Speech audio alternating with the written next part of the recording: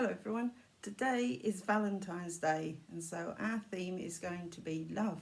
I'm going to tell you a story, a true story in a minute about a village in England, and our Bible story is going to be about Miriam, and the title of that one is Messed Up, Stepped Up, because if you remember, our theme over the next few weeks is going to be mercy, and I'll give you the songs again so you'll be able to sing them and to learn them well.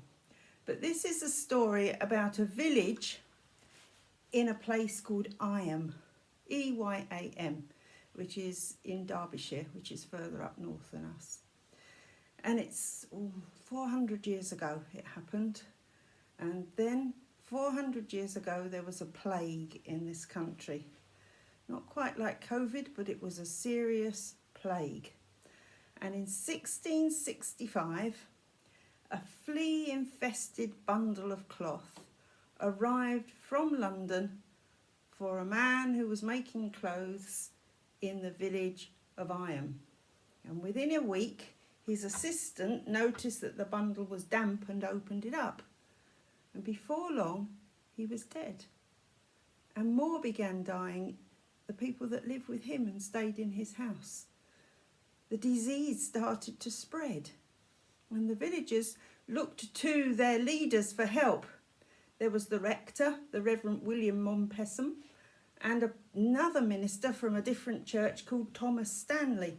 Now, sadly, these two men didn't really get on, but they were prepared to forget all their differences in the past to get together to try to save, well, not the village, but to save people. They introduced a number of precautions to stop the spread. The church services weren't in their church anymore. They went into a natural, what they call amphitheatre, which is an outside area where they were allowed to meet but weren't so close together. But the best decision that they made was to quarantine the entire village to prevent the spread of the disease to other villages. The people that needed to sell them things still needed to come to the village, so they put special stones outside, and the people that bought them the goods that they needed put the things on the stones, and then they left money for them there so that they could take the money.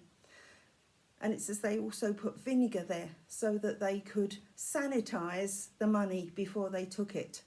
It's a bit like that, isn't it? If we have to go in shops, you have to sanitize your hands before you go in to keep everybody safe.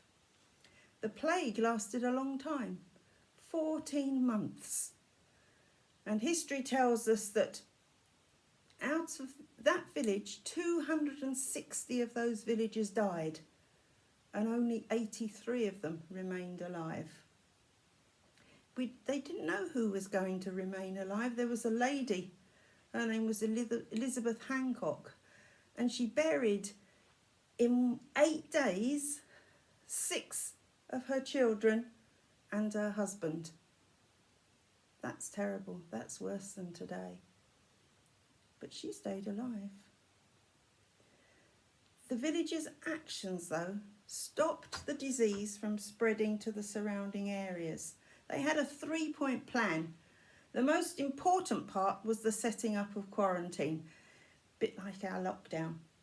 And they put a line round the outskirts of the village, and no Eyam resident was allowed to pass it.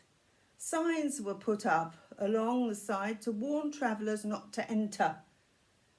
And during the time of quarantine, there were almost no attempts to cross the line, even at the peak of the disease.